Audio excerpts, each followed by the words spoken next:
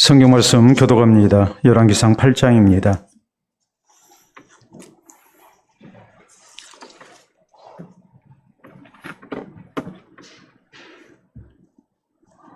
열왕기상 8장 31절에서 40절 말씀 교독합니다. 만일 어떤 사람이 그 이웃에게 범죄함으로 맹세시킴을 받고 그가 와서 이 성전에 있는 주의 제단 앞에서 맹세하거든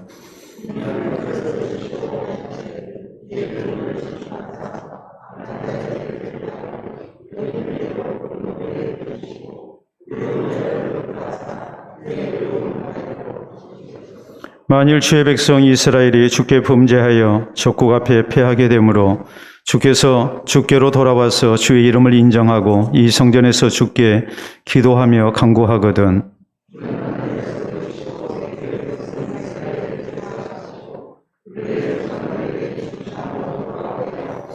만일 그들이 주께 범죄함으로 말미암아 하늘이 닫히고 비가 없어서 주께 벌을 받을 때에 이곳을 향하여 기도하며 주의 이름을 찬양하고 그들의 죄에서 떠나거든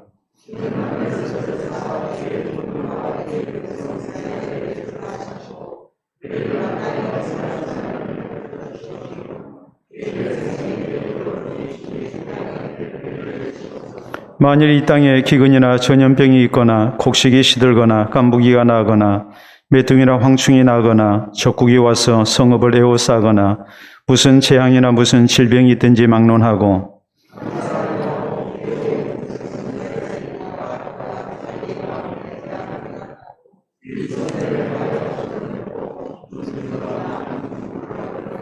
주는 계신 것 하늘에서 들으시고 사하시며 각 사람의 마음을 아시오니 그들의 모든 행위대로 행하사 갚으시옵소서. 주만 홀로 사람의 마음을 다 아심이니이다.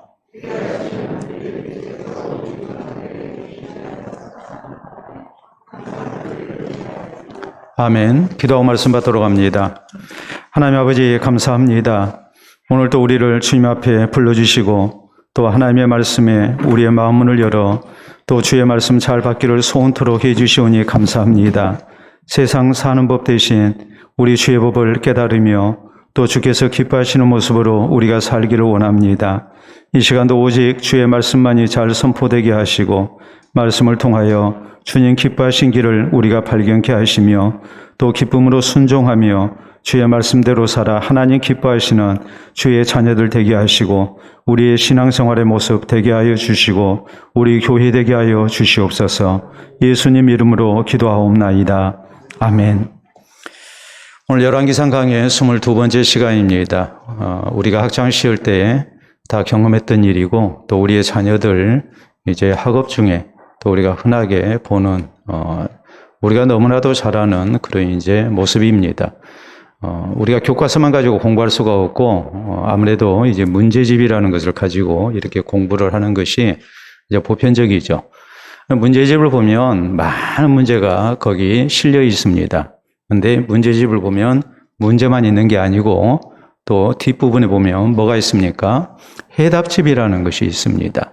아무리 어려운 문제라 할지라도 해답집을 보고 또 풀이집을 보게 되면 이제 그 문제에 대한 이해를 우리가 바로 할 수가 있고 또 문제를 풀어갈 수 있는 그런 길을 발견하게 됩니다. 우리가 이런 것을 볼 때마다 항상 또 그런 생각을 하죠. 우리 인생에 많은 문제들이 있는데 이런 문제들을 만날 때마다 우리 인생이 어떻게 해야 하는지 거기에 대한 해답집이 하나쯤 있다면 우리의 사는 모습이 이렇게 힘들지는 않을 것이다. 이런 생각을 우리가 한 번씩 합니다. 이런 마법의 책, 이런 요술과 같은 그런 책이 우리에게 있다면 우리가 세상을 사는데 얼마나 도움이 되고 또 우리가 큰 고민하지 아니해도 어떤 문제를 만난다 할지라도 우리가 자신 있게 모든 문제를 풀어가면서 또 해결받으면서 우리가 세상을 살아갈 수 있는 그런 주의 백성이 될 것입니다. 우리는 지난 시간에 솔로몬이 성전을 이렇게 건축하고 난 다음에 하나님 앞에 봉헌 기도를 드리는 내용에 대해서 말씀을 살폈습니다. 솔로몬은 먼저 하나님의 전능하심을 이렇게 믿고 하나님 앞에 기도합니다. 그리고 다음으로 솔로몬은 하나님께서 우리 가운데 주신 약속을 성취하셨음을 이렇게 고백하면서 언약에 신실하신 하나님, 이 하나님을 향한 믿음을 가지고 이렇게 하나님 앞에 기도했습니다. 뿐만 아니라 우리 하나님은 하나님의 자녀된 백성들의 기도에 기쁨으로 응답하시는 하나님이신 것을 솔로몬은 믿고 이렇게 기도합니다. 아버지 다윗이 성전을 건축하기를 원했는데 그것을 하나님이 물리치셨지만 결국에 그 아들 솔로몬의 때에 성전 건축을 이렇게 하도록 하셨습니다.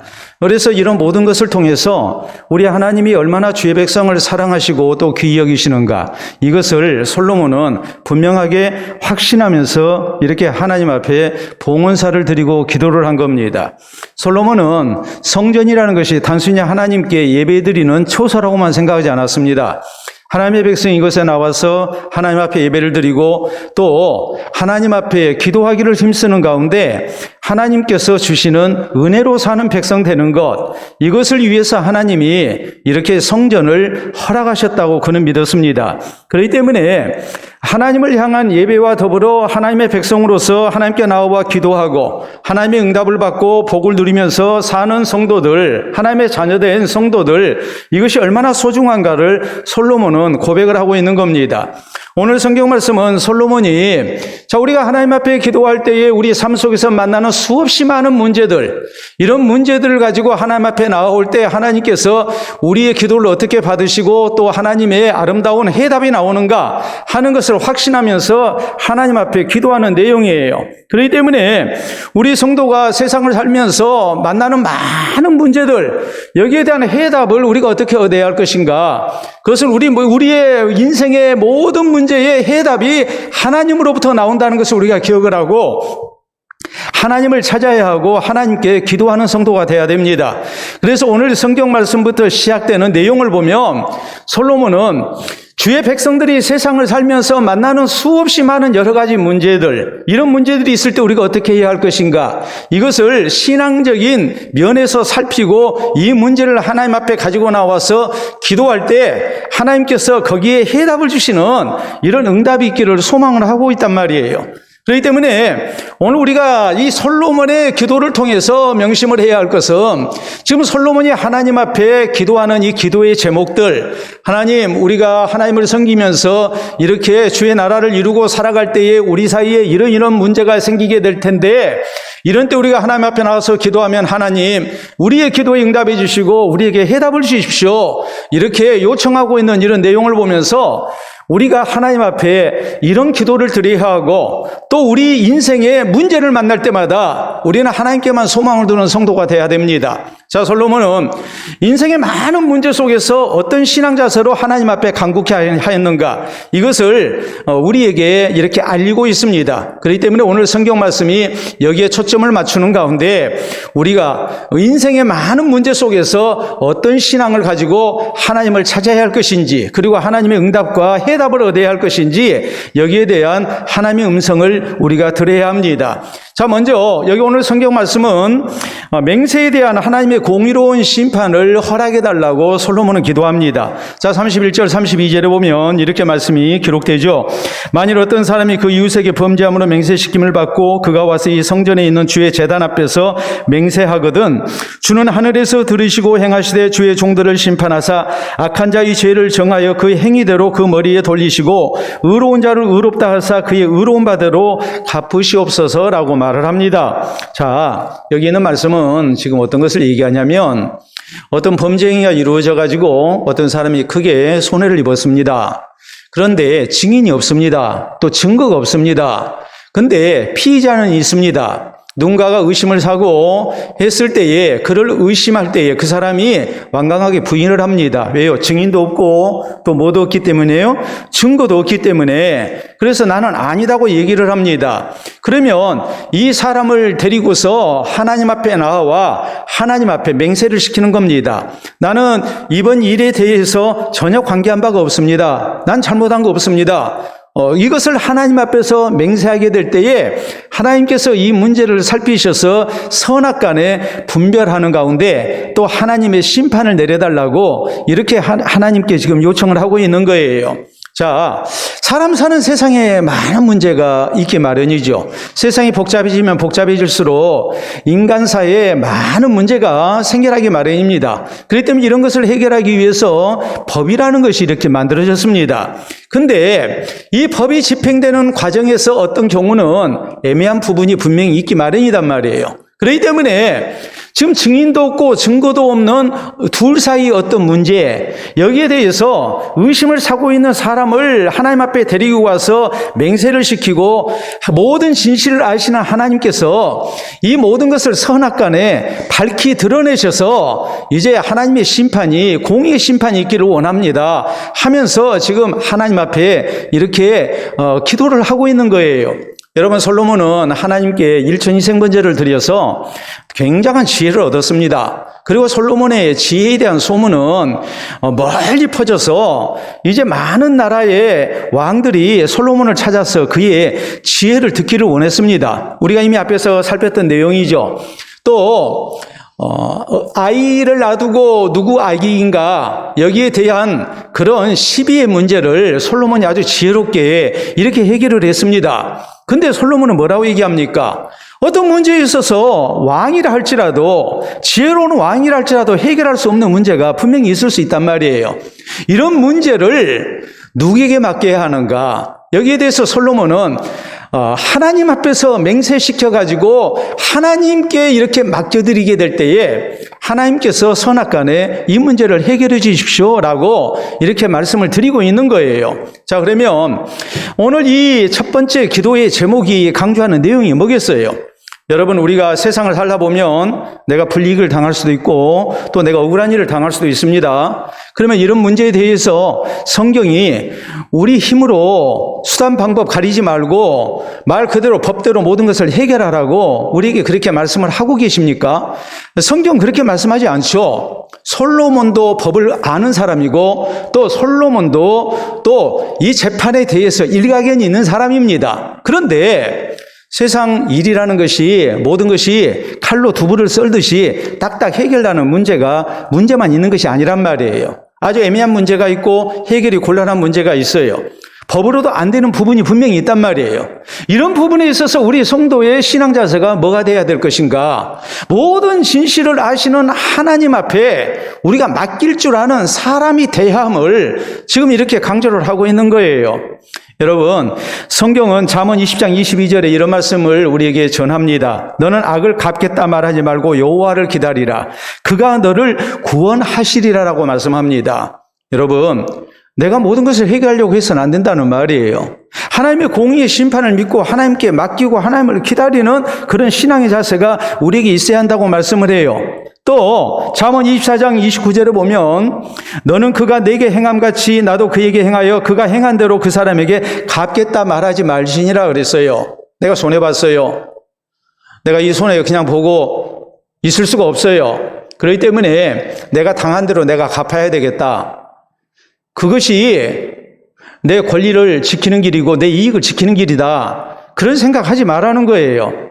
하나님은 살아계시고 모든 진실을 아시고 또 공의로 심판하시는 하나님이시기 때문에 사람 사이에 어떤 시시비비를 가려야 하는 문제가 생긴다면 그런 부분에 대해서 하나님께 맡기고 하나님의 은혜를 기다릴 줄 아는 그런 신앙의 자세가 있어야 한다는 말이에요. 내가 모든 것을 해결하려고 하다가 똑같은 사람 되고 범죄하고 하나님의 권세를 침범하고 하는 일이 있어서는 안 된다는 말입니다. 여러분, 이삭이 블레셋 사람들에게 얼마나 박해를 당하고 불이익을 당했는지 모릅니다. 근데 이삭이 블레셋 사람들과 같이 싸웁니까? 싸우질 않죠. 자기 아버지 아브라함이 하나님 앞에 제단을 쌓던 브엘사바로 가서 하나님께 제단을 쌓으면서 모든 문제를 하나님께 맡겨드립니다. 그럴 때 하나님께서 이 문제를 해결하십니다. 다윗도 그랬습니다. 사울왕 때문에 그가 얼마나 억울한 일을 많이 당합니까? 그런 생명의 위협까지 당했습니다. 다윗이 잘못한 거 없습니다. 그렇다고 해서 다윗이 사울왕에게 복수했느냐? 내 권리를, 내 생명을, 내 이익을 지키기 위해서 그가 칼을 들고 사울왕과 맞서 싸웠느냐? 성경은 그렇게 말씀 안 해요. 다윗은 사울왕 이 모든 문제를 하나님께 맡겼습니다. 하나님께 맡기면서 하나님은 재판장이시다고 그랬어요. 재판장 되신 하나님께서 이 문제를 다 하시고 선악간에 가장 공의롭게 판결하실 것을 믿었어요. 그리고 하나님 앞에 다 맡기는 거예요. 여러분, 지금 사람과 사람 사이에 선악간에 해결하기 어려운 문제가 생겼습니다. 근데 이 문제를 사람의 지혜로, 사람의 힘으로 이렇게 해결하려 하지 말고 하나님 앞에 가지고 나오라는 거예요. 그래서 피의자로 하여금 하나님 앞에 맹세케 하고, 그러면 하나님께서 모든 진실을 아시니까 이 부분에 대해서 가장 정확한 판결을 해 주실 것이라고 믿고 하나님 앞에 간곡히 간구하는 거란 말이에요. 그렇기 때문에 우리 성도의 신앙 자세가 뭐가 돼야 되겠어요? 대한민국 법치국가입니다. 그러나 모든 법이 공정하게 집행된다고 우리는 믿지를 않습니다. 어떤 대통령 후보가 나와가지고 공정과 상식을 외치고 있지만은 우리에게는 헛웃음밖에 나오지 않습니다. 정말 그 사람이 공정을 외칠 만한 사람인가? 그 사람이 상식적인 사람인가? 우리는 동의가 안 됩니다. 왜요? 하는 일이 너무나도 자기에게 유리할 대로 이렇게 해나가고 있기 때문에 권력을 이용해가지고 이렇게 자기의 사리 사욕을 채웠다는 의심을 우리가 지워버릴 수 없기 때문에 우리는 믿을 수가 없는 거예요. 그 사람만 그렇습니까? 오죽하면 검찰을 계검이라고 얘기를 하겠습니까? 그러면 판사들은 공정합니까? 판사들도 국민 상식과 맞지 않는 판결을 내릴 때가 참 많죠. 이런 일들이 우리를 힘들게 하는 거예요. 그럴수록 우리는 어떤 문제가 생길 때에 누구를 찾아야 하는가? 하나님을 찾아야 하는 거예요. 여러분 아시다시피 내가 폭행을 당했다고 해서 같이 맞서 싸우게 되면 쌍방 고소가 들어갑니다. 이것은 분명히 잘못된 거예요. 법이 있기 때문에 법에 호소하라는 거예요. 그런데 그 법이 공정하게 집행이 되지 아니한다면 우리가 법을 의지한다는 것이 쉽지가 않죠. 그럼에도 불구하고 우리는 쌍방 고소가 되지 않도록, 쌍방 폭행이 되지 않도록 우리의 그런 복수심을 우리가 억제하고 살아야 합니다. 그것이 법치국가의 국민으로서의 마땅한 자세예요. 하나님의 백성 역시 마찬가지예요. 세상에 많은 불의가 있고 또 잘못된 일들이 참 많아요. 내가 손해를 보고 있어요. 이런 상황 속에서 우리가 믿어야 할 것은 뭐냐 했을 때에 하나님을 의지하는 거란 말이에요. 여러분, 법은 멀고 주먹이 가깝다고 주먹이 앞서게 되면 그것이 결코 바람직한 가장 최선의 해결 방법이 될 수 없다는 것을 우리는 잘 압니다. 마찬가지입니다. 오늘 세상이 잘못 돌아가고 또 잘못된다 할지라도 우리는 살아계신 하나님이 계심을 우리는 믿어야 하고 하나님께 모든 것을 맡기면서 하나님을 기다릴 줄 아는 성도가 돼야 됩니다. 1917년 소련에서, 러시아에서 공산혁명이 일어났습니다. 그래가지고 수십 년 사이에 공산혁명을 통해서 죽임당한 사람이 무려 6천만 명이었습니다. 어마어마한 학살이 일어났습니다. 이 학살, 6천만이 학살당한 문제를 놓고 러시아의 유명한 옛날 구소련의 노벨 문학상을 수상했던 솔제니치라는 작가가 이 문제로 50년 동안 연구를 했습니다. 왜 러시아에서 공산혁명이 일어났는데 모두가 잘 살자는 그런 공산혁명이었는데 이렇게 6천 명이나 사람을 학살을 했을까? 도대체 그 원인이 뭘까? 거기에 대해서 솔제니치는 50년을 연구하고 결론을 이렇게 내립니다. 그것은 다름이 아니라 살아계신 하나님의 공의로운 심판을 믿지 못했기 때문에 이런 학살이 일어나게 된 것이다. 사상이 맞지 않다고 해서 또 내 이익에 맞지 않는다고 해서 또 국가를 유지해 나가는데 생각이 다르다고 해서 사람을 이렇게 죽이는 일들, 이런 모든 것은 살아계신 하나님의 공의로운 심판을 믿지 못했기 때문에 이런 학살이 벌어진 거다. 하나님이 살아계신 것을 믿었다면, 또 불의에 대한 하나님의 공의로운 심판을 믿었다면 사람을 그렇게 죽일 수 없다는 거죠. 여러분, 이것은 오늘 우리에게도 똑같은 이론으로 적용이 됩니다. 우리가 살아계신 하나님을 제대로 믿지를 못하게 되면 우리는 억울한 일을 당할 때 하나님을 부인합니다. 그리고 내가 하나님이 되는 겁니다. 그리고 그 결과는 불신앙입니다. 똑같은 사람이 되는 겁니다. 오늘 성경은 말씀합니다. 사람 사이에 시비가 일어나게 될 때에 증인도 없고 증거도 없는 그런 상황 속에서 이 문제를 어떻게 해결해야 할 것인가? 하나님 앞에 가지고 오라고 말씀을 해요. 하나님 앞에 가지고 와서 맹세를 시키고 했을 때에 모든 진실을 아시고 사람의 마음 중심을 아시는 하나님께서 선악간에 판결해달라고 우리가 이런 기도를 하나님 앞에 드리며 하나님을 의지해야 한다고 가르치고 있는 거예요. 오늘 우리가 세상을 살면서 여러 가지 어려운 문제를 만나게 될 때에 사람과 사람 사이에 나타난 이런 여러 가지 문제들, 우리는 먼저 하나님을 찾을 줄 아는 성도가 돼야 됩니다. 하나님 앞에 우리의 문제를 맡기고 공의로우신 하나님, 모든 진실을 아시는 하나님께서 선히 해결해 주시기를 바라는 그런 기도를 우리가 하나님 앞에 드려야지, 혹시라도 우리가 이런 문제로 인해서 서로 다투고 또 하나님의 권세를 침범하면서 내 이익을 내가 지키겠다고, 내 복수를 내가 하겠다고 그렇게 하다가 우리가 똑같은 사람 되고 범죄자가 되는 이런 일이 있지 않도록 해야 합니다. 철저하게 우리가 하나님, 공의로우신 하나님을 우리가 기억하면서 하나님께 이 문제를 가지고 나와서 우리 하나님께서 모든 진실 가운데 선을 해결해 주시는 이런 은총을 우리가 누릴 수 있기를 바랍니다. 자, 다음으로 솔로몬이 두 번째 기도의 제목을 이제 이렇게 고백합니다. 그것은 뭐냐면, 전쟁이 일어나가지고 패배했을 때 겸손히 하나님의 이름을 인정하고 하나님의 은총을 구하게 될 때에 하나님께서 용서해 주시고 회복시켜 달라는 그런 기도예요. 자, 이어지는 33절 34절에 있는 말씀 보면, 만일 주의 백성 이스라엘이 주께 범죄하여 적국 앞에 패하게 되므로 주께로 돌아와서 주의 이름을 인정하고 이 성전에서 주께 기도하며 간구하거든 주는 하늘에서 들으시고 주의 백성 이스라엘의 죄를 사하시고 그들의 조상들에게 주신 땅으로 돌아오게 하옵소서라고 이렇게 기도합니다. 여러분, 전쟁을 통해서 이제 패배했습니다. 패배를 했는데 주의 이름을 인정하면 그랬거든요. 이것이 무슨 뜻일까요? 이스라엘이 전쟁터로 나갔는데 하나님 의지하지 않았습니다. 그리고 자기들 군사력으로 이길 거라고 착각을 하고 전쟁터로 나갔습니다. 패배했습니다. 패배했을 때 이스라엘은 무엇을 생각합니까? 우리가 하나님 앞에 교만했구나. 하나님 은혜 아니고는 안 되는데 우리가 군사력만 의지했고 사람의 힘만 의지했고 우리의 지혜만 의지했구나. 이것을 이제 깨닫고 회개를 하는 거예요. 주의 이름을 인정하고 이렇게 하나님 앞에 기도하는 거예요. 전쟁의 승패가 하나님 손에 달려있고 또 하나님의 도우심이 있지 아니하면 우리가 절대 이 전쟁에서 이길 수가 없다는 것을 알아야 하는데 우리가 그것을 망각했다는 거죠. 그래서 이제 패배 가운데서 우리가 하나님 의지하지 아니한 죄를 회개하는 겁니다. 하나님의 이름을 인정하는 겁니다. 그리고 하나님 앞에 용서를 구합니다. 그래서 34절에 있는 말씀대로 그때 하나님께서 우리를 용서해 주시고 빼앗긴 땅을 회복할 수 있도록 해 주십시오라는 말이에요. 자, 그러면 이 기도가 우리에게 가르치는 게 뭐겠어요?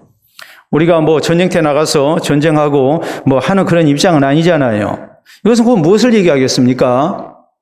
우리가 최선을 다해서 열심을 다해서 수고했던 모든 일에 대해서 원하는 결과를 얻지를 못하고 실패했습니다. 실패했을 때 우리의 신앙의 자세가 어떻게 돼야 될 것인가?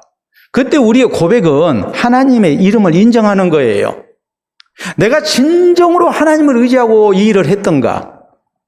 하나님이 우리의 생사복의 주인 되심을 내가 믿고 이 하나님을 의지하면서 내가 이 일을 감당했던가?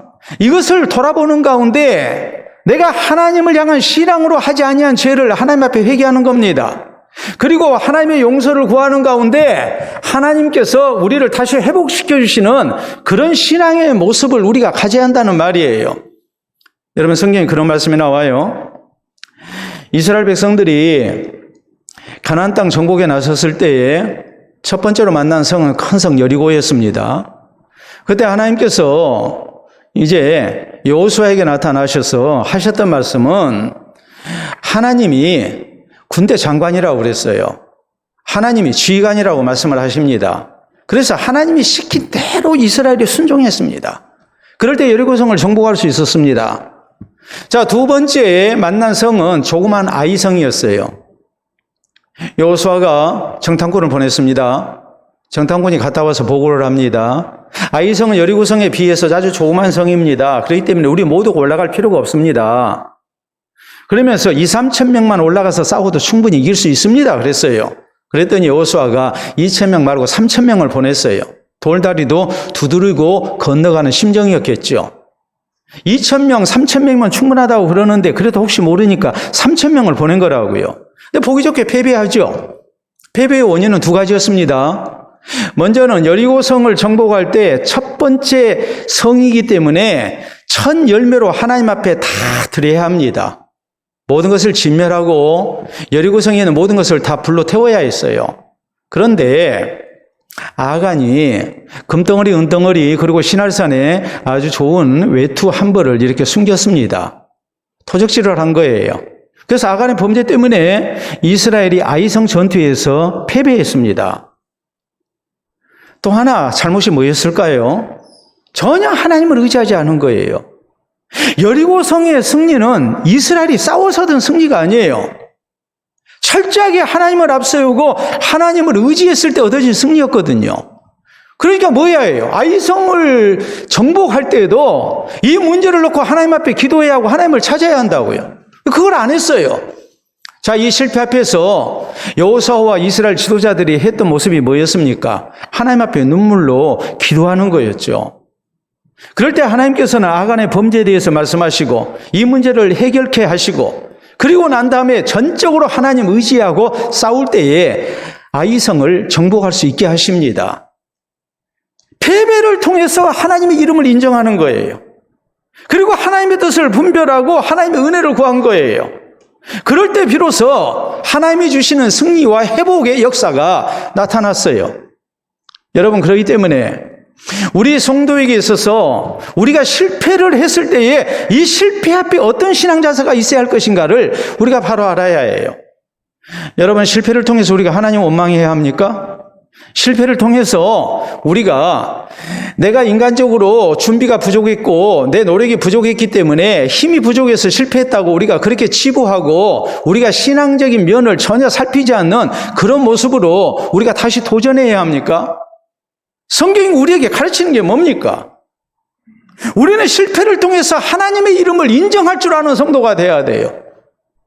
이 실패 속에서 내가 얼마나 연약한 존재인가를 알아야 하고 세상의 모든 일을 하나님이 주장하시고 하나님이 도와주지 아니하시면 나는 아무것도 아니라는 그런 신앙의 자세가 우리에게 있어야 한단 말이에요.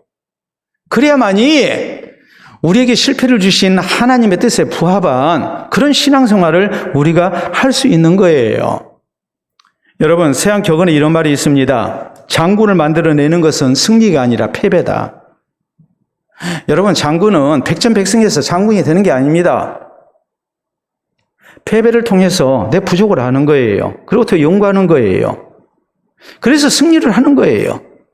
우리가 잘 아는 유명한 로마의 시저나 또 정복자 나폴레옹이나 또 2차 세계대전을 승리로 이끌었던 영국의 처칠이나 이런 사람들은 승리보다도 패배가 훨씬 많습니다. 패배를 통해서 자기를 살핀 거예요. 그리고 더 나은 진보를 이룬 거예요. 우리 역시 마찬가지예요. 하나님은 패배를 통해서 우리의 신앙을 성숙시키세요. 우리가 하나님의 은혜 아니고는 살 수 없음을 깨닫게 하시는 거예요. 그러니까 우리가 패배를 얻었을 때에 우리의 신앙의 자세는 무엇인가? 무조건 하나님 앞에 도와달라가 아니에요. 하나님 앞에서 하나님의 이름을 인정하는 자세가 필요해요. 하나님이 살아계셔서 우리의 생사복을 주장하시는 하나님이라는 것을 알아야 하고 하나님이 도와주지 아니하시면 아무것도 아니라는 것을 우리가 인정해야 하는 거예요. 성경 127편에 우리에게 이렇게 말씀하죠. 시편 127편에 뭐라고 말씀합니까? 여호와께서 집을 세우지 아니하시면 세우는 자의 수고가 헛되고 여호와께서 성을 지키지 아니하시면 파수꾼의 깨어있음이 헛되도다. 너희가 일찍 일어나고 늦게 누우며 수고하는 모든 것이 다 헛되다고 말씀하지 않습니까? 대신에 여호와께서 그 사랑하시는 자에게는 잠을 주시는도다. 우리에게 이렇게 말씀을 하잖아요. 여러분, 우리의 인생을 놓고 볼 때에 우리가 항상 성공만 하면 승리만 하면 얼마나 좋겠습니까? 근데 그게 아니라는 것을 우리는 잘 알잖아요. 내 인생이라는 것이 순풍에 돛단 듯이 항상 잘된 인생 아니라는 거 우리는 알잖아요. 그러면 이런 실패를 맛봤을 때 우리가 하나님 앞에 어떤 신앙의 자세로 나와야 합니까? 하나님의 이름을 인정하는 신앙의 자세가 우리에게 먼저 있어야 해요. 내 삶의 주인은 하나님이십니다. 하나님, 내가 하나님 앞에 이것을 잘못했습니다. 그리고 하나님의 용서를 구하면서 하나님께서 함께 하시고 도와주시기를, 회복시켜 주시기를 위해서 우리가 기도하는 성도가 돼야 됩니다. 그래서 실패를 통해서 우리의 신앙이 더욱 정결해지고 또 성숙된 가운데 살아계신 하나님의 회복과 또한 도우시는 은총 속에 승리의 체험을 얻는 그런 은혜가 우리에게 있기를 바랍니다. 자, 세 번째, 솔로몬의 기도는 재난을 통해서 하나님께 기도할 때 하나님의 뜻을 나타내시고 회복시켜달라는 그런 기도였습니다. 자, 35절 이하에 있는 말씀 봅니다. 만일 그들이 주께 범죄함으로 말미암아 하늘이 닫히고 비가 없어서 주께 벌을 받을 때에 이것을 향하여 기도하며 주의 이름을 찬양하고 그들의 죄에서 떠나거든 주는 하늘에서 들으사 주의 종들과 주의 백성 이스라엘의 죄를 사하시고 그들이 마땅히 행할 선한 길을 가르쳐 주시오며 주의 백성에게 기업으로 주신 주의 땅에 비를 내리시옵소서. 여러분, 지금 하늘에서 비가 내리지 않습니다. 그래서 가뭄으로 인해서 이제 백성들이 고통을 당합니다. 이런 문제를 놓고 이건 자연재해다 이렇게 생각하고 그저 비 오기만을 기다려야 하느냐? 그건 아니라는 거죠. 왜 하나님이 비를 주시지 아니한가? 이런 문제를 살피는 가운데 우리가 하나님 앞에 범죄해서 하나님이 비를 주시지 않은 것이라면, 그런 결론을 얻었다면 이제 뭐 해야 되겠습니까? 하나님 앞에 나아가서 이 죄를 회개하고 하나님의 자비와 또 은혜를 구할 때에 하나님께서 우리에게 비를 주십시오라는 그런 기도예요. 이어지는 말씀도 자 37절 38절 만일 이 땅에 기근이나 전염병이 있거나 곡식이 시들거나 간부기가 나거나 메뚜기나 황충이 나거나 적국이 와서 성읍을 에워싸거나 무슨 재앙이나 무슨 질병이 있든지 막론하고 한 사람이나 혹 주의 온 백성 이스라엘이 다 각각 자기의 마음에 재앙을 깨닫고 이 성전을 향하여 손을 펴고 무슨 기도나 무슨 간구를 하거든 주는 계신 것 하늘에서 들으시고 사하시며 각 사람의 마음을 아시오니 그들은 모든 행위대로 행하사 갚으시옵소서. 주만 홀로 사람의 마음을 다 아심이니이다. 그리하시면 그들이 주께서 우리 조상들에게 주신 땅에서 사는 동안에 항상 주를 경외하리이다 라고 말합니다. 자, 엄청난 재난이 찾아왔습니다. 이런 재난을 만날 때에 인생의 연약함만을 깨닫고 두 손 놓고 기다리는 그런 모습이 아니라 이런 재난을 통해서 하나님의 뜻을 깨닫고 또 하나님 앞에 하나님이 바라시는 것이 무엇인가를 밝히 아는 가운데 하나님을 향한 신앙이 바로 서기를 힘써야 한다고 이렇게 지금 우리에게 가르치고 있는 거예요. 여러분, 전도서 7장 14절에 보면 성경은 이렇게 말씀하시죠. 자, 형통한 날에는 기뻐하고 공고한 날에는 되돌아보아라. 형통한 날에는 우리가 기뻐해야 합니다.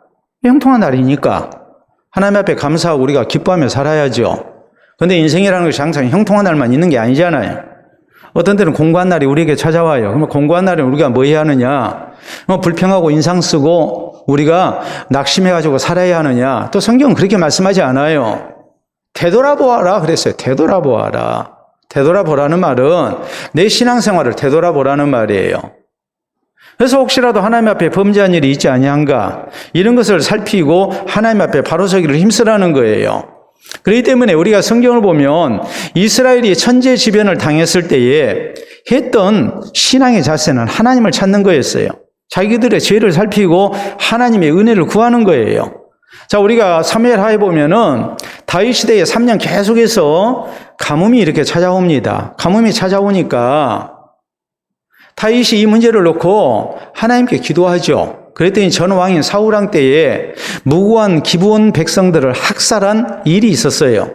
그것 때문에 하나님께서 하늘을 닫고 비를 주시지 않은 거였어요.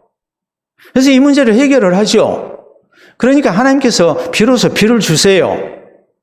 하나님이 하늘을 닫고 비를 주시지 아니할 때에 이 문제가 무엇 때문인가를 이렇게 살피고 그래서 하나님의 용서와 회복을 구하는 이런 과정을 통해서 하나님 은혜가 주어졌단 말이에요.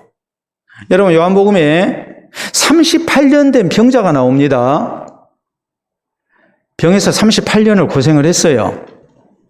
38년 동안 나으려고 얼마나 애를 썼겠습니까? 근데 아무도 고치지 못했고 이 사람은 결국에 가까이 있었던 친구들도 이웃도 가족도 다 떠나가고 혼자 남아있는 사람이 되고 말았어요. 얼마나 답답하겠어요. 근데 이 사람을 예수님이 고쳐주십니다. 그를 낫게 하십니다. 그리고 그에게 하셨던 말씀은 이것이었어요. 다시는 죄를 범치 마라. 이 사람이 38년 동안 고생했던 것은 다른 이유가 아니었어요. 원인은 죄를 지었기 때문에 하나님께서 주신 징벌이었다고요. 그걸 살피지 않고 인간적으로만 병 나으려고 하니까 생고생만 한 거예요. 38년 동안. 38년 동안 고생했으면 얼마나 그 인생이 비참했겠습니까? 또 얼마나 많은 사람이 힘들었겠습니까? 공고한 날에 되돌아보지 아니한 거죠. 초대 예루살렘 교회에 스데반 집사가 순교의 제물이 되고 또 교회에 대한 무서운 박해가 일어납니다. 성도들이 다 흩어집니다. 그런데 흩어진 성도들이 했던 것은 전도하는 일이었습니다. 여러분 이것이 무엇을 의미할까요? 왜 하나님께서 초대 예루살렘 교회에 어려운 일을 주셨을까요? 오직 성령이 너희에게 임하시면 너희가 권능을 받고 예루살렘과 온 유대와 사마리아 땅까지 이르러 내 증인이 되리라. 주께서 이렇게 명령하셨음에도 불구하고 오순절 성령이 임해서 하나님의 놀라운 구원의 역사가 일어나는데 이 성도들이 모이기만 힘썼지 흩어지질 않는 겁니다. 예루살렘을 벗어나지 않는 겁니다. 그러니까 하나님께서 무서운 박해를 일으킨 거예요. 그러니까 초대 예루살렘 교회 성도들이 불평 안 해요. 원망 안 해요. 이 말은 무엇을 우리에게 교훈합니까? 재난을 통해서 공고한 일을 통해서 자기들의 신앙생활을 돌아봤다는 것이고 그래서 하나님의 뜻을 분별하게 된 거예요. 그리고 신앙이 성숙된 가운데 이제는 하나님의 뜻에 부합하는 신앙생활을 하는 거예요. 그래서 하나님의 선한 뜻이 이루어지고 있어요. 여러분, 우리가 사고가 나면 이 사고 원인에 대해서 분석을 합니다.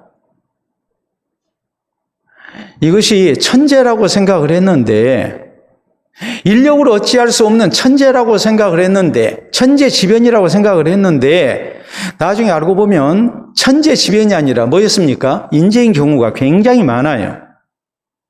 뭔가 사람의 잘못이 있었어요. 안전불감증이랄지 혹은 법대로 안 하는 그리고서 공사를 계속했달지 했기 때문에 결국은 부실 공사가 되게 되고 이렇게 큰 사고를 만나게 됐다는 그런 결론을 얻는 경우가 많아요. 그래서 이렇게 얘기를 해요. 사고가 일어나면 먼저 뭐 합니까? 수습을 하죠. 수습하고 난 다음에는 뭐 해야 합니까? 조사를 해야 해요. 미국과 우리나라의 차이점을 얘기할 때 그렇게 얘기를 합니다. 우리나라는 수습을 우선으로 하고 그리고 조사는 대충 떼어버리는 경우가 많아요. 근데 미국이라는 나라는 많은 사람들이 부러워하는 부분이 그거예요. 사고가 일어나면 수습은 될수록 빨리 해요. 대신에 조사는 10년이고 20년이고 30년이고 계속해요. 왜요? 그래야만이 반복이 안 되기 때문에 그러는 거예요. 여러분, 우리 성도에게 있어서 필요한 것이 뭐겠습니까? 오늘 내가 재난을 당했습니다. 이 재난의 문제를 놓고 우리가 가져야 할 신앙의 자세가 뭐겠어요? 그 재난을 수습하는 것이 물론 먼저겠죠. 그러나 그 재난을 수습하기 위해서 하나님의 은혜를 우리가 구해야 하지만 또 한편으로 내 신앙생활을 돌아보는 가운데 하나님 앞에 바로 서기를 힘쓰는 성도가 돼야 한다는 사실이에요. 우리는 재난을 통해서 하나님의 음성을 들어야 해요. 그래서 유명한 기독교 변증가인 C.S. 루이스 박사가 했던 말이 이것입니다. 성도에게 있어서 고난이라는 것은 하나님의 음성을 듣게 하는 확성기다 그랬어요. 우리가 하나님께서 작은 소리로 말씀하시면 안 들으니까 확성기를 대고 우리로 하여금 깨닫게 하시는 거다. 그것이 바로 성도에게 주시는 하나님의 고난이다 그랬어요. 그러니까 고난을 당했을 때, 재난을 당했을 때 이 문제를 가지고 하나님 앞에 나와서 우리가 기도해야 합니다. 하나님의 은혜를 구해야 합니다. 그렇지만 거기서 끝나서는 안 된다는 말이에요. 어떤 의미로 보자면 그것보다 먼저 해야 할 것은 내 신앙생활을 되돌아보면서 나를 향하시는 하나님의 음성을 듣는 거예요. 내가 무엇을 잘못했는가? 하나님이 이 상황 속에서 내게 바라시는 것이 무엇인가? 이걸 우리가 살펴야 해요. 그 신앙의 자세가 우리에게 먼저 있어야 해요. 그래야만이 재난을 허락하신 하나님의 뜻에 부합하는 성도가 될 수 있고 우리의 신앙이 아름다운 모습으로 바로 돼서 다시는 그런 재난을 당하지 아니해도 되는 복된 성도가 될 수 있다는 것을 우리가 기억할 수 있기를 바랍니다. 자, 여러분 사진 하나 보도록 합니다. 여러분 사진을 보시게 되면 우리가 잘 아는 나무, 나이테가 지금 나와 있습니다. 자, 나무라는 것을 놓고 볼 때에 저 부분을 심재라고 얘기를 해요. 중심 부분이라는 얘기예요. 근데 저 나무는 지금 속에 현재 심재는 다 죽은 부분이에요. 나무가 살아있는 부분은 변재예요. 변재. 변재라는 것은 껍질 부분, 변두리 부분이거든요. 저건 지금 심재란 말이에요. 우리가 목재로 쓰는 부분이에요.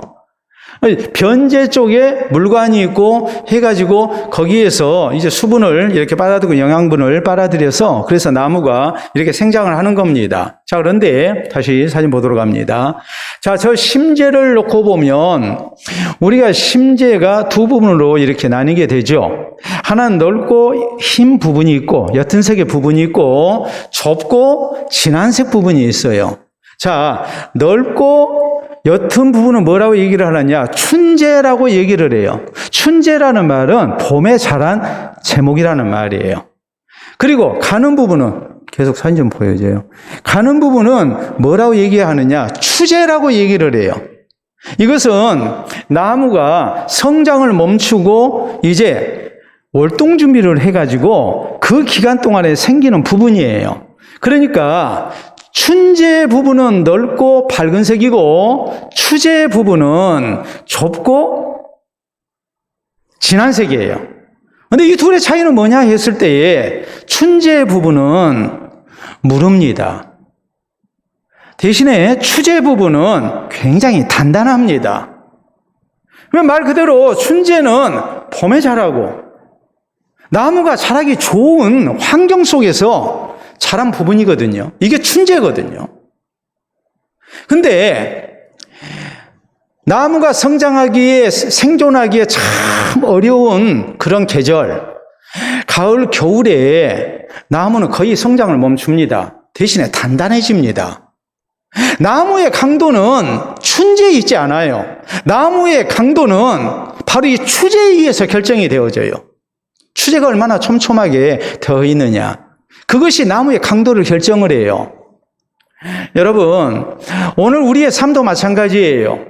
내 인생이 정말 잘 될 때, 모든 것이 평안할 때, 그때의 신앙이 자라는 것과 고난 속에서 내 인생의 연약함을 깨닫고 살아계신 하나님을 의지하고 또 신앙이 단단한 모습으로 연단받는 그런 성도가 되는 것은 고난의 시기예요. 그렇기 때문에 하나님께서 이것을 위해서 우리의 생사복을 주장하신 하나님께서 이렇게 고난을 주시는 거예요. 어려운 일을 만나게 하시는 거예요. 그러면 우리가 이때에 가져야 할 신앙의 자세가 뭐겠습니까? 인간관계 속에서 내가 억울한 일을 당하고 시시비비를 가려야 할 때가 있습니다. 이때 우리는 뭐 해야 합니까? 사람의 힘으로 내 지혜로 모든 것을 해결해야 합니까? 그게 아니죠.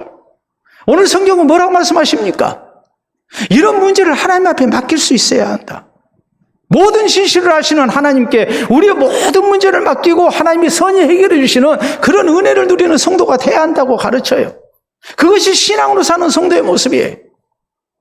또 우리가 가져야 할 신앙의 자세가 뭐겠어요? 내가 열심으로 노력하고 했던 일에 대해서 좋은 결과를 얻지는 못하고 실패를 했습니다. 그때 우리는 하나님의 이름을 인정해야 합니다. 내 삶의 주인은 하나님이시라는 것을 우리가 인정을 해야 해요. 그리고 겸손히 하나님을 의지하고 사는 성도가 될 것을 우리가 다짐하고 하나님의 은혜를 구해야 해요.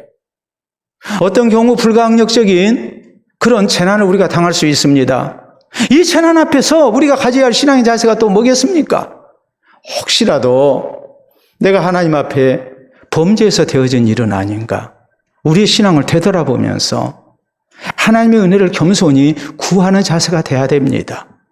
그래서 하나님께서 우리가 주님 앞에 나와 기도할 때마다 우리의 모든 형편을 살피시고 또 우리에게 가장 가장 선한 길을 열어주시는 하나님의 해답이 주어지는 그런 신앙생활을 우리가 할 수 있어야 합니다. 학생들의 문제집에 문제만 있는 것이 아니라 뒷부분에 해답집이 있는 것과 마찬가지로 우리가 내일 일을 모르는 인생을 살고 너무나도 힘든 세상 우리가 살지만 내 인생이 문제만 있는 인생이 돼서는 안 됩니다. 문제가 많을 수밖에 없는 인생이지만은 살아계신 하나님께서 해답집을 가지고 내가 하나님의 은혜를 구할 때마다 하나님께서 선히 해답해 주시는 그런 은혜를 누릴 수 있는 성도가 돼야 됩니다. 예수님 말씀 생각하면서 앞으로 인생의 많은 문제를 만날 때마다 우리가 주님을 찾고 또 주님 앞에 우리의 신앙생활을 돌아보는 가운데 주의 은혜를 구해서 우리 주님께서 그때그때마다 가장 필요한 적절한 해답을 주시는 이런 은총을 누리는 우리 모두가 될 수 있기를 바랍니다. 우리 함께 기도합니다. 오늘 나의 신앙생활을 돌아봅니다. 나는 얼마나 하나님을 인정하고 살았는지 또 얼마나 하나님의 뜻에 부합하면서 신앙으로 살고자 애썼는지 진실되게 하나님을 의지하고 산 사람이었는지 우리가 돌아보면서 참으로 인생의 많은 문제 속에서 진실된 모습으로 하나님을 찾고 하나님을 의지하고 하나님 앞에 맡길 줄 아는 이런 기도가 우리에게 있기를 우리가 다짐해야 합니다. 그럴 때 하나님의 해답이 있다는 것을 잊지 마시기를 바랍니다. 우리 함께 기도합니다.